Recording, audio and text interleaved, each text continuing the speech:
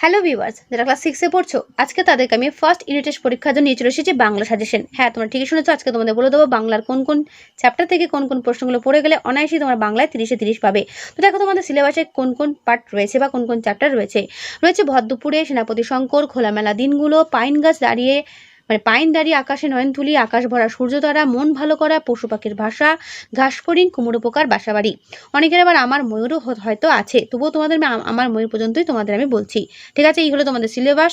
এবং তোমাদের রয়েছে হজবরল 1 থেকে 14 পৃষ্ঠা, আর রয়েছে ভাষা চর্চা, যেখানে রয়েছে বিসর্গ সন্ধি এবং শব্দের গঠন। ওকে, তো তোমাদের এই হলো সিলেবাস, বেশিরভাগ স্কুলে আর কি। যদি তোমাদের এর বাইরেও কোনো সিলেবাসে থাকে অবশ্যই আমার কমেন্টে জানিয়ে রাখবে, আমি আলাদা করে দিয়ে দেবো, চিন্তার কোনো কারণ নেই। ওকে, আজকে তোমাদের এই সিলেবাস অনুযায়ী সাজেশন প্রশ্নগুলো বলে দিচ্ছি, পরপর দেখে নাও। ওকে, প্রথম টপিক ভর দুপুরে কবি পরিচিতি।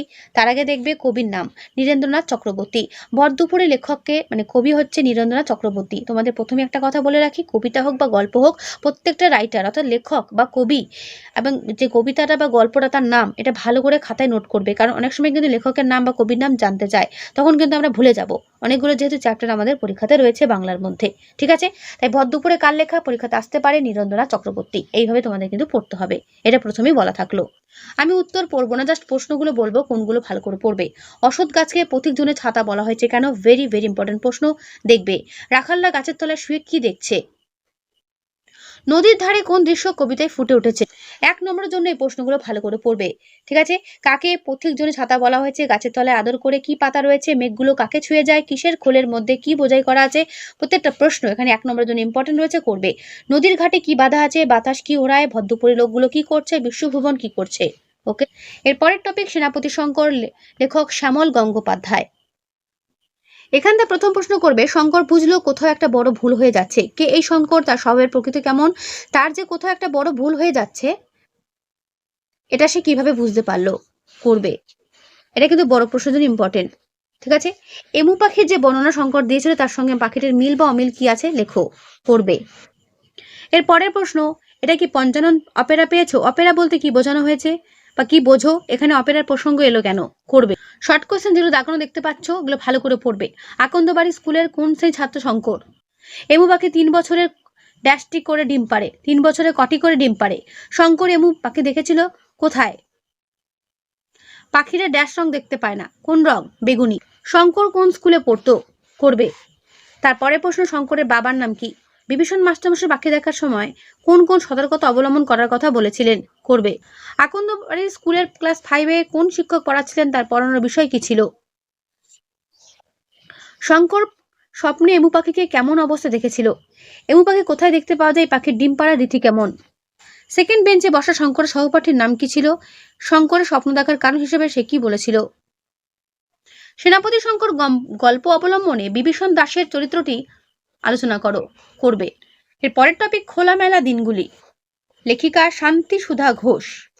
এখান থেকে তোমাদের সেরকম প্রশ্ন দেবে না, ঠিক আছে, শুধু লেখিকার নামটা মনে রাখবে এবং খোলামেলা দিনগুলো কে লিখেছে এটাই তোমাদের এখান থেকে প্রশ্ন। এরপর যেটা চ্যাপ্টার রয়েছে সেটা হচ্ছে পাইন দাঁড়িয়ে আকাশ নয়ন তুলি। ভেরি ভেরি ইম্পর্টেন্ট একটা কবিতা। কবি পরিচিতির মধ্যে পড়বে তোমাদের কবির নাম হাইনরিক হাইনে। পাইন গাছ কি ধরনের পোশাক পরে আছে বলে কবির মনে হয়েছে? পাম গাছ কোথায় দাঁড়িয়ে আছে?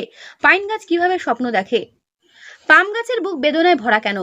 ভেরি ভেরি ইম্পর্টেন্ট প্রশ্ন। বরফের দেশের পাইন গাছ ও মরুভূমির পাম গাছের স্বপ্ন দেখে কেন? এর পরের টপিক মন ভালো করা।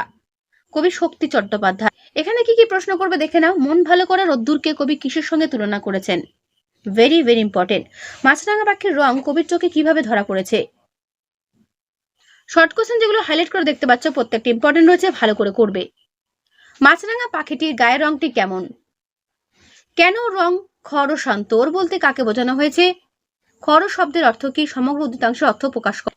এর পরের টপিক পশু পাখির ভাষা। লেখক সুবিনয় রায়চৌধুরী। এখানে বিভিন্ন পশু পাখির ডাক রয়েছে, এটা কিন্তু তোমাদের পরীক্ষাতে দিতে পারে, ভালো করে দেখে রাখবে। ব্যাঙের ডাকে কি বলে? হাতির ডাকে কি বলে? পাখির ডাকে কি বলে? কোকিলের ডাকে কি বলে? ঘোড়ার ডাকে কি বলে? এবং ময়ূরের ডাকে কি বলে? ইম্পর্টেন্ট প্রশ্ন করবে। এখানে দেওয়া প্রত্যেকটা শর্ট কোশ্চেন কিন্তু ভালো করে করবে, ঠিক আছে। কোন শব্দে ডাকলে হাসিরা সামনে আসে? হাতি কার কথা শুনে চলে? কুকুর কখন ঘেউ ও কখন কেউ শব্দে ডাকে? কখন ঘেউ ও কখন কেউ শব্দে ডাকে? আমি পশুর ভাষা বেশ বুঝি, কার উক্তি। ক্যাংস্টাং সাহেব কত বছর বন্যজন্তুদের সঙ্গে থেকেছেন, খাওয়ার সময় কারোর সঙ্গে ভাব করে না কোন ধরনের প্রাণী। ক্যাংস্টাং সাহেব কিভাবে বন্যপ্রাণীর আক্রমণ থেকে রক্ষা পেয়েছিল। পশু পাখির ভাষা প্রবন্ধে যেসব পশু পাখিদের নাম আছে তা লেখো, দেখে নাও। পশু পাখিরা শব্দ বা আওয়াজ করে কেন। এর পরের টপিক বা চ্যাপ্টার ঘাস ফড়িং, ঠিক আছে। কবি অরুণ মিত্র। ঘাস ফড়িংয়ের সঙ্গে কবির আলাপ হওয়ার দিনটা কেমন ছিল, দেখে নাও উত্তর। কার সঙ্গে কবি নতুন আত্মীয়তা তৈরি হয়েছিল।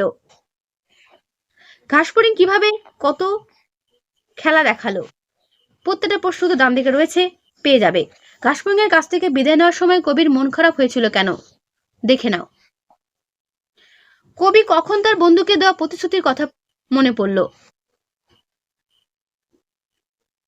এর পরের টপিক কুমড়ে পোকার বাসাবাড়ি, লেখক গোপাল চন্দ্র ভট্টাচার্য। ইম্পর্টেন্ট একটা গল্প, এখান থেকে অনেক প্রশ্ন আসবে। কুমড়ে পোকার চেহারাটি কেমন, কুমড়ে পোকা কি দিয়ে বাসা বানায়। মাকড়সা দেখলে কুমড়ে পোকা কি করে। কুমড়ে পোকার গায়ের রং কেমন, ঠিক আছে। কত গজ ব্যবধান থেকে কুমড়ো পোকা বাসা নির্মাণের জন্য মাটি সংগ্রহ করে থাকে। কুমড়ো পোকা শরীরের মধ্যস্থলের বোটার মতো সরু অংশটির রং কিরকম হয়।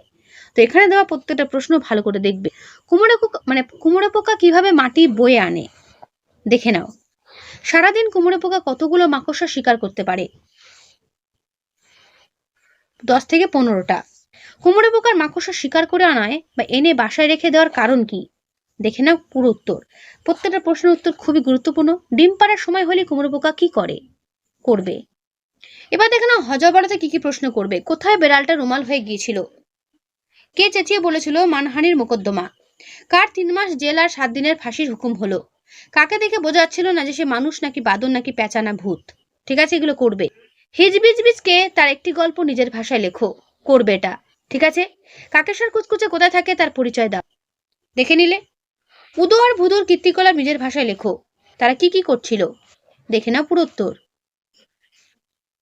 হজব পড়াতে চশমা হওয়ার সূত্রটি কি, ভালো করে দেখে রাখো। বিড়ালের মধ্যে তিব্বতে যাওয়ার সিধে পথটি কি, করবে। আর এবার চলে এসো ব্যাকরণ পার্ট। ব্যাকরণ তোমাদের থাকবে বিসর্গ সন্ধি এবং শব্দ গঠন। তার মধ্যে যে সন্ধি তোমাদের সামনে আমি তুলে ধরছি এগুলো প্রত্যেকটা ভালো করে মুখস্থ করে যাবে, এর মধ্যেই কমন পেয়ে যাবে, ঠিক আছে। এই বিসর্গ সন্ধিগুলো কিভাবে ভাঙছি এবং কি করে জোড়া লাগছে, অর্থাৎ এই যে নিযুক্ত আনন্দ দিতে পারে, করতে দিতে পারে নিরানন্দ, আবার দূরাত্মা দিতে পারে, দুঃযুক্ত আত্মা এরকম ভেঙে দিতে পারে। অর্থাৎ এইটা ভালো করে তোমাদের কিন্তু দেখে যেতে হবে, ঠিক আছে। যেগুলো তোমাদের সামনে গোল গোল করা রয়েছে এগুলো ভালো করে দেখো, পরীক্ষাতে কিন্তু এর মধ্যেই কমন পাবেই। যে বাজারে ভিডিও দেখছো আমি চাই প্রত্যেকে 30-এ 30 বাংলাতে নিয়ে আসো। এরপরে আছে শব্দ গঠন। শব্দের গঠন থেকে কি প্রশ্ন করবে। দেখো রয়েছে ধ্বনি কাকে বলে, ধ্বনি কত প্রকার, কি কি এগুলো আসে। স্বরধ্বনি কাকে বলে, ব্যঞ্জন ধ্বনি কাকে বলে, ঠিক আছে। শব্দ কাকে বলে, এগুলো পড়বে। এখানে দাগানো প্রশ্নগুলো ব্যাকরণ জন্য ইম্পর্টেন্ট রয়েছে, শব্দের গঠন থেকে ইম্পর্টেন্ট রয়েছে, এগুলো ভালো করে দেখে রাখো, ঠিক আছে। মৌলিক শব্দ বলতে কি বোঝো, বা সিদ্ধ শব্দ বলতে কি বোঝো, যৌগিক শব্দ বলতে কি বোঝো, বা সাধিত শব্দ বলতে কি বোঝো, করবে। তো তোমাদের এই হলো 30 নম্বর জন্য সাজেশন প্রশ্ন বাংলা থেকে। যা যা আমি বললাম সেগুলো ভালো করে করো, পরীক্ষাতে দেখবে এর মধ্যেই কমন পাচ্ছ, ঠিক আছে। যদি তোমাদের এর বাইরেও কোনো সিলেবাস থাকে আবারও বলছি অবশ্যই আমায় কমেন্টে জানাবে। আর হ্যাঁ, একটা কথা এক্সট্রা বলার ছিল, সেটা হচ্ছে বাংলা টেক্সট বুকে যে তোমাদের ব্যাকরণগুলো রয়েছে, টেক্সট বুকে অর্থাৎ প্রত্যেকটা চ্যাপ্টারের শেষের দিকে যেগুলো প্রশ্ন রয়েছে ব্যাকরণ থেকে, সেগুলো কিন্তু একবার দেখে যাবে, ওকে। এটা কিন্তু তোমাদের এক্সট্রা বলা থাকলো, ওই ব্যাকরণগুলো থেকেও কিন্তু পরীক্ষাতে অনেক সময় প্রশ্ন দেয়, ওকে। তাহলে আজকের ভিডিও আমি এখানেই শেষ করছি। কেমন লাগলো অবশ্যই কমেন্টে জানিও, ভালো লাগলে লাইক করো ও বন্ধুদের কাছে শেয়ার করে দিও। আর আমি যা দিয়েছি সেগুলি ভালো করে পড়ো, পরীক্ষাতে সবাই 30-এ 30 পাবেই। তাহলে আজকে এখানেই শেষ করছি।